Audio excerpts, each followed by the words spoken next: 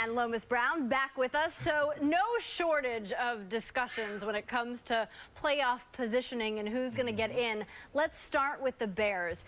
The 5-9 Cardinals sound pretty good, but Bears fans might not like this stat that we have for them. Take a look at this.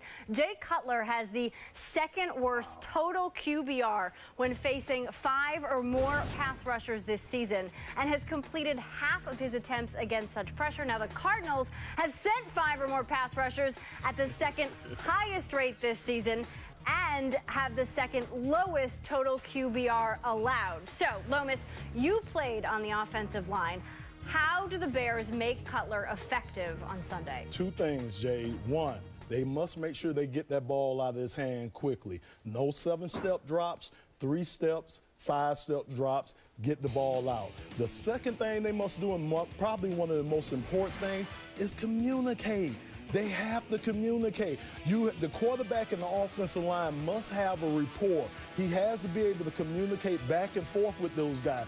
He got to let them know where the Mike backer is, who to slide to, potential dogs that may blitz. So it's a lot of things that go into the quarterback and the offensive line having a great relationship, but communicating, that's the most important thing. It's amazing. It's such a simple thing, and so many of us have such a hard time doing it. Let's be realistic. All right, so the Bears' NFC North rivals, Vikings, will be in Houston. And, of course, anytime you talk about the Vikings, that's right. Well, you got to talk about Adrian Peterson. On the verge of history, how do they stop him on that road? Ooh, well, it's going to be tough, but what they got to do is swarm as a defense, Jay. One guy doesn't normally bring Adrian Peterson down, so those guys must collectively try to tackle this guy.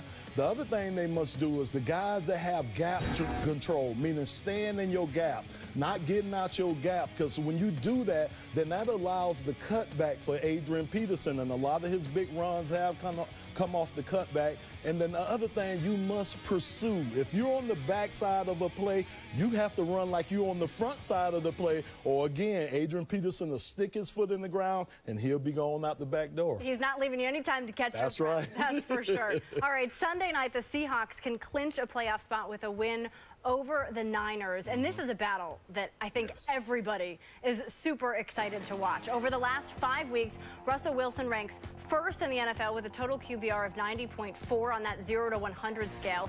Colin Kaepernick ranks third at 81.3. And the Niners and Seahawks have the league's top 2 defenses in terms of points allowed. So what is this one going to come down to? You know what? The 12th man. Back to that word communication again. Seattle, one of the loudest places. I know I played in the King Dome, and I know how loud that was. And I heard this place is just as loud.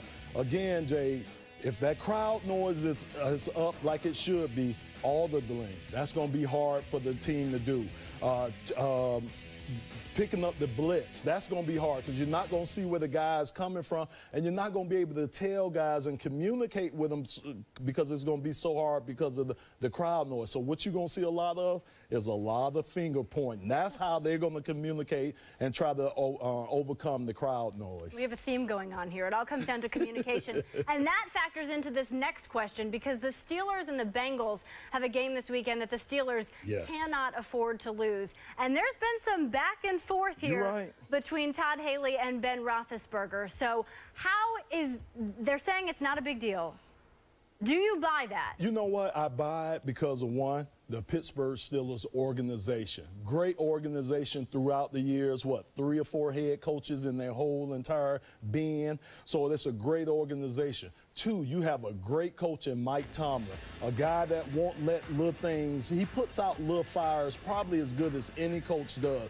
Keeps that locker room cohesive. So I don't worry about the rift between Todd Haley and Big Ben, because I know with Mike Tomlin there, I know the type of backbone that organization have. If it's any problems, they let guys come in, air it out, get it out the way, and move on. And I think that's what Pittsburgh is going to do. I told you we had a theme going on here. That's right, we do, though. All about communication. Lomas Brown, thanks for being with us.